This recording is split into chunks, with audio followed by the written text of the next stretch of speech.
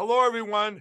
Please keep supporting Gene Valentino's Truth Podcast. We need our voice to get out there far and wide and help save our country. Issues that dominate America. This is State of the Nation on today's News Talk Radio, TNT.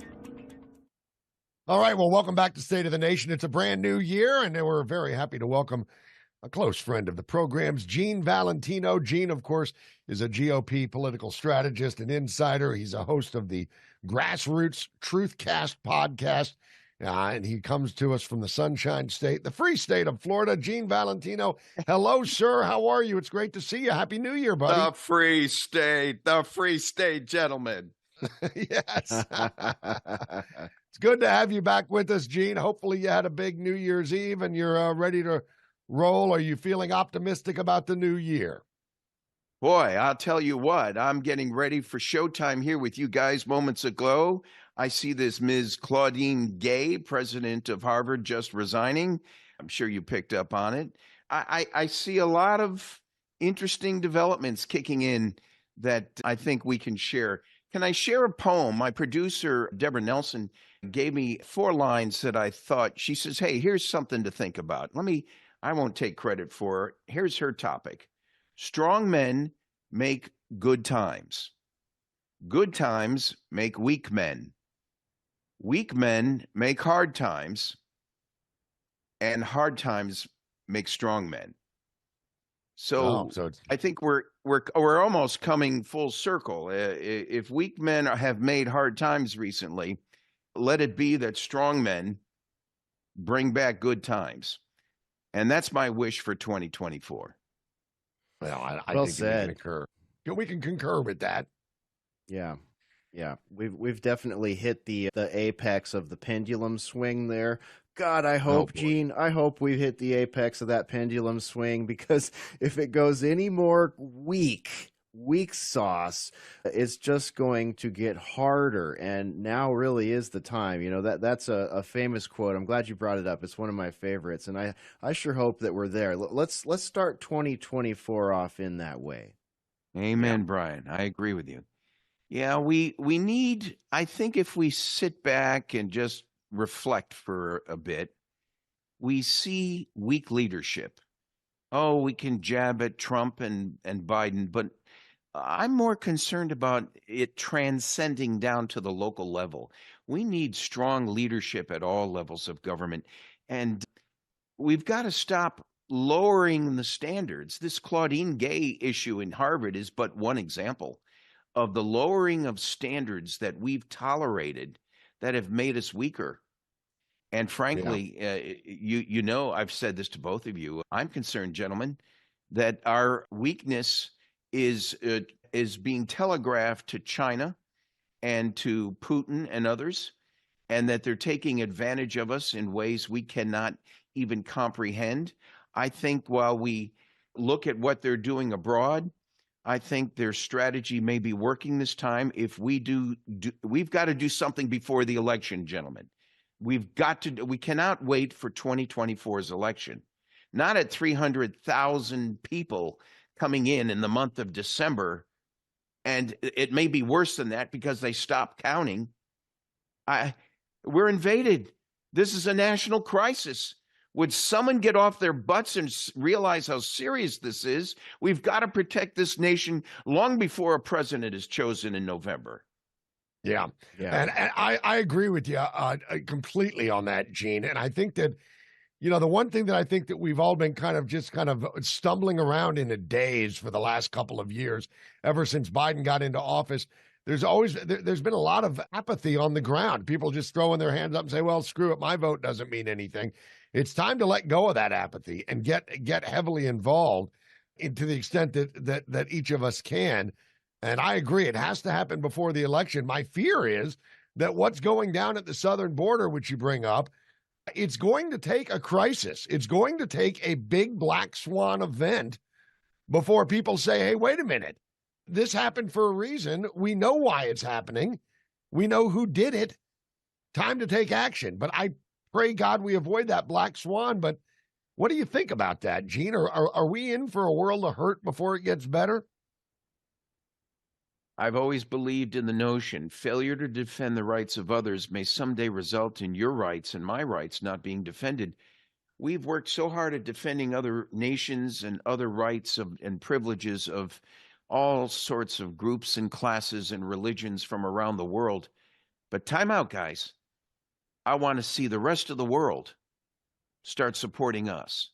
I want to see the nations say, hey, if they're going to stream over your border, hey, EU, hey, Western Europe, you're about to see an invasion of Muslims and other Shiites that have it in their religious doctrines to kill you. And you're allowing them in thinking it's okay. Now, how many have crossed over the Mexican border? It's now hundreds of thousands. It's over 200,000 that they cannot account for. And at least 127,000 of them are on a terrorist watch list. Might it be that if we take action on Hamas or Iran or any of the Shiite Muslims over there, Lebanon and Hezbollah, if we take any action, bold and brazen, because of the 120-something attacks on American bases or people in Iraq recently, if we respond in not in kind, but with force, geometric force like Donald Trump would have done, if we respond that way, my point is, what might happen to triggering the sleeper cells of these terrorist groups that sit next door to your home and mine right now, and we don't even know about it? What's going to happen in our backyard? Never mind Israel, Lebanon, and Iraq. Yeah. It's a good point. In other words, what's the green light? Yeah, and where does this stop? Because I was asked on a live stream this weekend or for a prediction for this year, and I said this is sort of not a prediction. I said you're going to see more than 100,000 people dead of fentanyl in America. Oh, and it's like, are you kidding me? Like, we're well beyond. Like, I take your point, but we already have a terrorist invasion here, except our media likes to call it a cartel and our government likes to enable it. And it's led to 100,000 dead people annually. And that will be the trend until this stops. So it's like, even without that extreme geopolitical factor that you're highlighting here, we're already losing orders of magnitude more people than we have in 9/11. Any war. Name your attack or your war. It's crazy. There's in the program of Alcoholics Anonymous, there's a comment that they used. Sometimes it has to get worse before it gets better. And I fear that for us in America now. I fear that it's going to have to get worse before it gets better, because America should be smarter than this. They should be wiser than this, and they should be more responsive than they've been. To sit back and think that, the government has certainly got it under control. I've got family relatives who get all upset with me because they think I'm making something of nothing. We'll see what happens. I pray that they're right and I'm wrong. But I fear that there's going to be sleeper attacks in this nation in 2024 that we cannot predict or characterize. We certainly can't. We're certainly not searching for them when you've got the border patrol folks being pulled off the line to even identify and measure what's coming over the line, and trying to identify terroristic behavior versus just an indigent that wants to come over and truly enjoy the American way of life. They're laughing at us, gentlemen. They're coming over the line. What other nation tolerates 300,000 illegals per month coming over? Yeah, 20-something Americans injured over in Iraq, and we sit there and do nothing? Are you kidding me? When do someone going to strap on a set of balls and do something? Because they're certainly allowing for the takedown of America. And this here is America and Israel, which we stand shoulder to shoulder with right now. It could have been Ukraine, but I'm scratching my head on Ukraine saying, hey, where's all that money? Yeah. How much of it Good ended point. up back in Biden's pocket? And Probably a where, good or any chunk other of it. politician? Pardon me? Yeah. So probably a good chunk of it. I think the Ukrainian war, I've done a complete 180 on that war. I started out, my mind was, well, what the hell? Putin invaded Ukraine. We need to defend them. And then all of a sudden it became pretty quickly, it became abundantly clear that this was a war of cover up, and this was a war of probably slush funds for the DNC, quite frankly.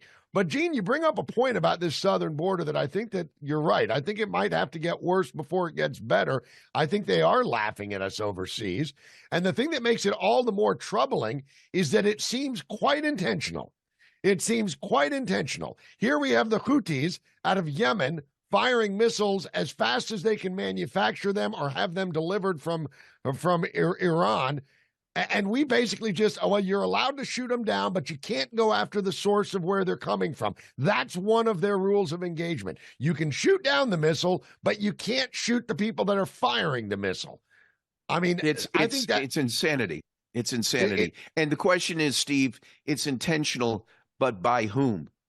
It's intentional by them, certainly. But might it be intentional by this administration, Joe Biden, and the rest of the clan? You cannot tell me that they, even if Joe Biden has lost his mind, the staff around him must see 300,000+ people coming in this month. To think that you're going to walk the halls of the White House or Congress and take that as normal is, to me, treason. You're allowing the takeover of America to occur, the takedown of America to occur. Socialistic, communistic regimes are at our doorstep, and we must. You can't take up arms and start shooting anybody if you don't see the enemy. Bryan brought it up perfectly. Why worry about guns when you got fentanyl being ingested by who knows how many? How many? How about a terrorist strategy to take down a whole city of Americans by the dissemination of this illegal drug, which they claim they've only captured a fraction of it? Yeah. Would someone wake up and get on board and save this nation? Yeah, and it's a poisoning, Gene, because so many people that are dying from it are not drug users. We've got babies crawling over the dust of it in daycare centers. We've got cops keeling over dead after putting their hand in someone's pocket while they're frisking him. I mean, we've got kids and people of all different ages ordering Ambien and what they think are, no big deal pharmaceuticals from illicit Instagram accounts and Snapchat accounts, and then end up dying when they're just trying to get some sleep or do some homework. I mean, this is chemical warfare that we're under here. And, with regards to terrorist attacks at this point, I would argue that a government that has set up this environment that is allowing for this over multiple administrations, save maybe aspects of Donald Trump's administration, how will we even be able to trust them if a Black Swan event does happen, that they're not in on it, that they're not part of it, that it's not a false flag? I mean, it's going to be, I dread this. I don't want this in 2024. Nobody should want this, and everybody should be aware that a government that would leave us vulnerable like this and let 100,000 of us die in chemical warfare from what they call a cartel, which should aptly be called a terrorist organization, you really got to wonder how we're going to, as a nation, Gene, analyze whatever terrible event could or maybe will happen. I nominate Bryan to Mayorkas's position after we get him impeached. From your lips, Bryan, to God's ears. I think there's nothing more to say. You just said it. It's an easy job. You just close the thing, right? Yeah, I think now America, no matter what side of the political fence you're on, close the goddamn border, would you please? Close the border. Hello, can anybody hear us? I think they can. I think they can hear, Gene, and there's the rub, isn't it? You said you're not sure that Biden's in control. Well, I would say this. I would postulate, and I would probably bet my last dollar on it. This man is so compromised.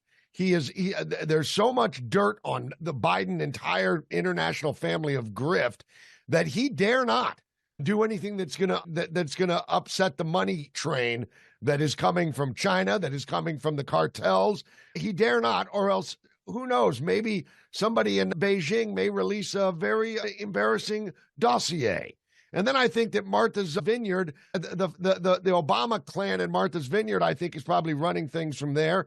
This, of course, is right, speculation, but certainly no secret that Obama never had any love for this nation. So to watch it being intentionally destroyed on old Joe's watch because he's corrupt as hell, it's God, it just boggles the mind. It just boggles the mind. We've got the rest of the year, Steve, to talk about the politics and DeSantis and Nikki Haley and Trump and back and forth amongst the three of us. But today's issue, the border, but the economy. Oh, by the way, the economy. A Democrat had to say it. It's the economy, stupid. It's the economy, stupid. You need an economy to turn this around. And the economy I hate to interrupt you right there, but we'll leave it with the economy, stupid, because that's going to be a big one, too, coming into this year. Check out the Grassroots Truthcast with Gene Valentino. This is State of the Nation on TNT Radio.